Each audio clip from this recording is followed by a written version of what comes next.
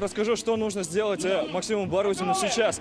Во-первых, все усугубляется погодой. Сцепление ни к черту, плюс лужи на трассе. 15 метров он должен провести вот именно эту фуру. За ней еще прицеплена «Газель». Суммарный вес это 18 тонн и 20 килограмм. Только представьте себе, фура весит 16 тонн, плюс «Газель» весом в 2 тонны. Ну вот снова что-то не проходит. Скользко, очень скользко. Очень скользко, ну, как я и говорил.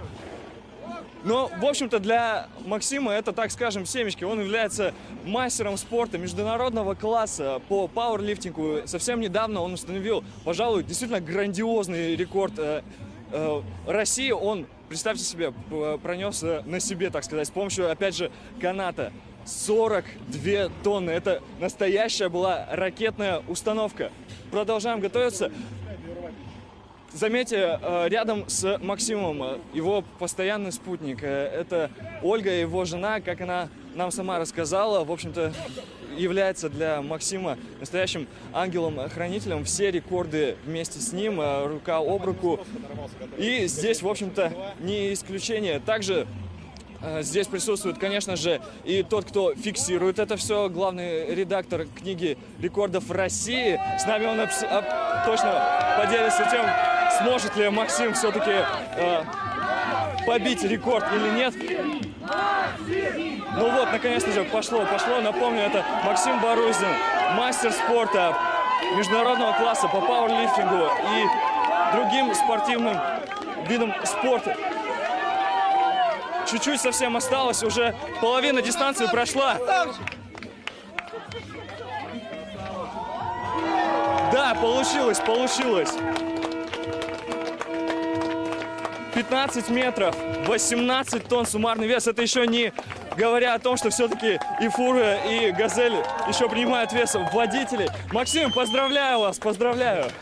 Ну, скажите, сами довольны результатом? Все-таки погода. Ну, спросите у какого-нибудь профессионального спортсмена, выполняя поставленную цель, доволен ли он результатом. Знаете, как профессиональный тренер и являясь профессиональным спортсменом, хороший тренер всегда найдет определенные изъяны даже у профессионального спортсмена. Поэтому, являясь тренером и профессиональным спортсменом, я нашел в себе кучу изъянов. Сказать, что плохие погодные условия или сказать, что тяжело, еще что-то, это не сказать ничего, потому что всегда можно лучше. Стремитесь к лучшему. Я думаю, что надо быть лучше всегда. Лучше даже самого себя. Ну вот я уже говорил, что для вас, в общем-то, это такие семечки пощелкать. Расскажите о самом мощном своем рекорде. Ну, это не рекорд, это было в военной части, репетиция, скажем так, тренировка. Самое большое, что я буксировал, это была ракета С-300, 42 тонны. Вот, поэтому, опять же, много можно найти факторов сегодняшнего рекорда. Почему не сразу, почему пришлось поупираться. Это сцепка с асфальтом, лужи, плохие погодные условия и так далее.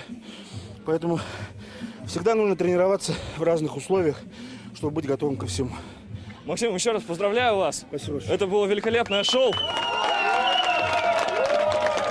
Так, ну а мы продолжаем говорить о рекордах. Я уже говорил, что здесь находится и главный редактор книги рекордов России.